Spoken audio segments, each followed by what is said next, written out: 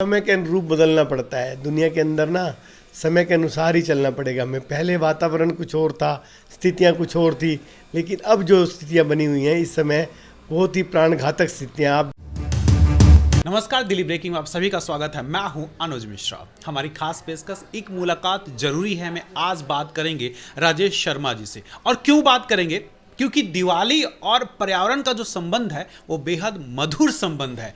और राजेश शर्मा प्राकृतिक प्रेमी हैं, यानी प्रकृति से प्रेम करते हैं, प्रकृति बचाने को लेकर के काफ़ी काम करते हैं। ऐसे में दिवाली में राजेश शर्मा से बातचीत जरूर करेंगे कि इस दिवाली का असर प्रकृति पर कितना पड़ता है और उसे किस तरह से बचाया जा सकता है, यानी दिवाली कैसे मनाएं। स्वागत है आपका। नमस्कार दोस्तों। राजेश जी, बड़ा महत्वपूर्ण सवाल है।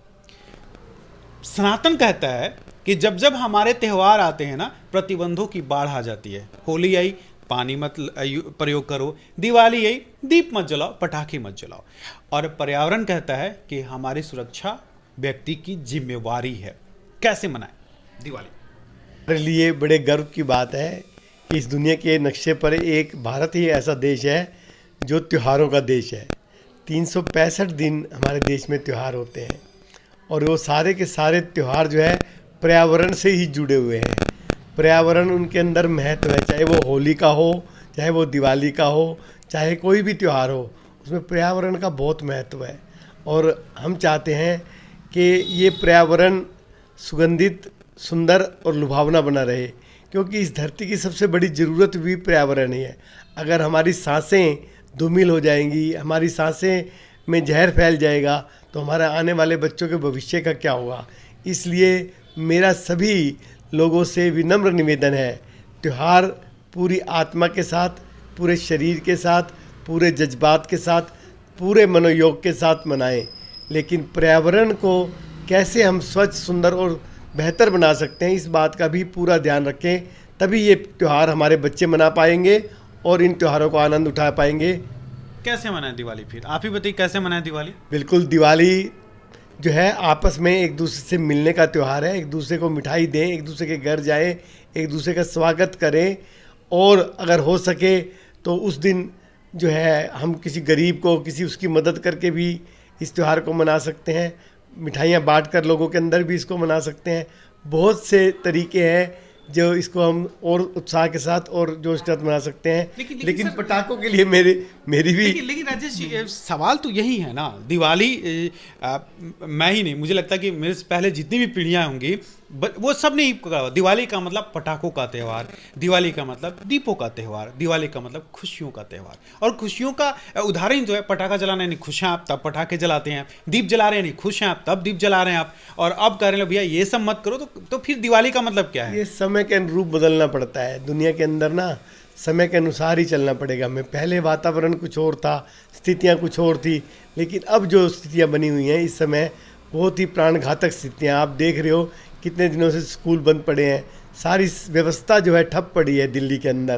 तो अगर हम चाहते हैं कि हमारी ये मन भावन दिल्ली, सुंदर दिल्ली इसी प्रकार लाजवाब बनी रहे, इसकी सुंदरता कम ना हो, इसके बच्चों का भविष्य जो है वो भी सुंदर बना रहे, तो हमें पटाखे जैसी जो एक बहुत बड़ी समस्या है इस दिल्ली की, उससे तो हमको निजात पाना ही पड़ेगा। क्योंकि हजारों लोग जो है ना राजेश जी, ये नहीं हो सकता क्या कि 365 दिन में जो एक दिन हम प्रतिबंध कर रहे हैं, इससे अच्छा है 364 दिन पे प्रतिबंध लगाए ना।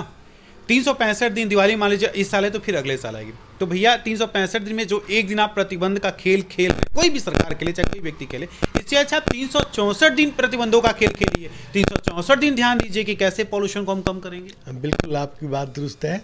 364 नहीं, 365 के 365 दिन हमें प्रतिबंधों का ध्यान रखना चाहिए। उसमें हमारे को, परिवार को भी इसमें ध्यान रखना चाहिए, समाज को भी ध्यान रखना चाहिए, हमारे जो अधिकारी हैं सरकारी उनको भी ध्यान रखना चाहिए, हमारे जो राजनेता हैं जो दिल्ली को चलाते हैं उनको भी ध्यान रखना चाहिए।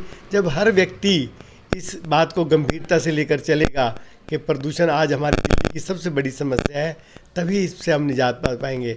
और ये त्यौहार भी हमें यही प्रेरणा देते हैं कि हमारी खुशियों का ठिकाना कम ना हो, हमारी खुशियों का मौके कम ना हो। तो उसको, अगर मौक़ों को हम जीवंत रखना चाहते हैं तो कुछ छोटी मोटी सुविधाओं का तिलांजलि भी हमें देनी करना पड़ेगा त्योहारों के साथ।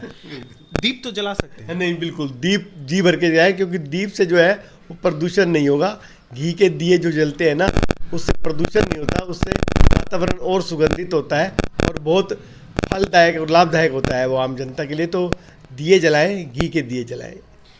ये जो पॉल्यूशन बड़ा एजेंडा बना हुआ है, और ख़ास करके जब दिवाली का त्यौहार आता है उसी वक्त ही पॉल्यूशन भी अचानक से पता नहीं कहाँ से आ जाता है, या फिर यूँ कहे कि मौसम ही उस वक्त हो जाता है।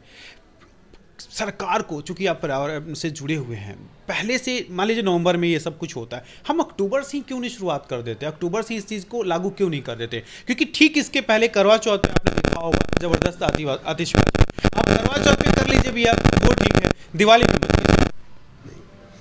जो सरकारें अगर अपनी जिम्मेवारी को पूरी तरह से निभाती तो ये स्थितियाँ उत्पन्न ही नहीं होती। सरकारों की जो प्रायोरिटी है वो वातावरण नहीं है, उनकी प्रायोरिटी ये है कि किस प्रकार से वो अपनी सुख सुविधाओं को ज़्यादा से ज़्यादा इकट्ठा कर ले। अगर जिम्मेवारी को अगर अच्छे से ले तो हमारी शिक्षा नीति भी अच्छी बन सकती है, पर्यावरण नीति भी अच्छी बन सकती है, सामाजिक स्थिति भी अच्छी बन सकती है, संस्कारों की व्यवस्था भी अच्छी बन सकती है और दुनिया के नक्शे पर जो हमारी दिल्ली है वो बहुत आगे जा सकती है। सारी संभावनाएं यहाँ पर विद्यमान है। सिर्फ कारण ये है कि कोई भी व्यक्ति किसी भी चीज़ की जिम्मेवारी को जिम्मेवारी समझ के नहीं करता, बल्कि अपने खाना पूर्ति के लिए काम किए जाते हैं, इसीलिए ये सब स्थितियाँ उत्पन्न होती हैं। अगर कोई भी व्यक्ति अगर जिम्मेवारी ले लेगा तो पर्यावरण से बढ़िया चीज़ हमारे पास कोई नहीं है। सबसे बड़ी दौलत ही पर्यावरण है। परमात्मा हमें रोज़ सुबह ताज़ी, सुगंधित और लाजवाब वायु देता है, हम ही अपने कर्मों से उसे दूषित करते हैं। और अगर हमारे कर्म अच्छे हो जाएंगे तो ये वायुमंडल सुगंधित और लाजवाब बन जाएगा। फिर आखिरी बार संदेश क्या देना चाहेंगे इस दिवाली को लेकर? मैं बस यही देश को संदेश देना चाहूँगा कि हमारा जो देश है वो बहुत ही पवित्र संस्कारों का और त्योहारों का देश है। और मैं चाहता हूँ कि अगर हम प्रकृति भक्त बन जाएंगे तो हमारी आत्मा भी और परमात्मा भी दोनों एक हो जाएंगे। फिर हमारी जो परिस्थितियाँ हैं, जो आज तालमेल नहीं बन पा रहा समाज के अंदर, वो भी समाप्त हो जाएगा और एक बहुत सुंदर समाज का, बहुत सुंदर देश का और बहुत सुंदर दिल्ली का और बहुत सुंदर हमारे बच्चों का भविष्य निर्धारित होगा और जिसकी खुशी हम सबको होगी। इसलिए मेरी सबसे हाथ जोड़कर विनती है कि आप हनुमान भक्त बनिए, आप राम भक्त बनिए, आप ईसा मसीह के भक्त बनिए, आप कुरान के भक्त बनिए, लेकिन प्रकृति भक्त जरूर बनिए, क्योंकि प्रकृति भक्ति से ही बाकी सभी परमात्मा खुश होंगे और खुश होते आए हैं। तो मेरी सभी लोगों से हाथ जोड़कर निवेदन है इस दिल्ली के पावन पर्व पर, दिवाली के पावन पर्व पर, कि वो सब संकल्प लें कि हम प्रकृति भक्त बनकर भी जीवन को जिएंगे और देश को सुंदर बनाएंगे। हमसे बातचीत करने का शुक्रिया। Thank you, thank you, thank you, thank you. आप सबको भी दिवाली की भी और आने वाले सभी त्योहारों की बहुत बहुत शुभकामनाएं।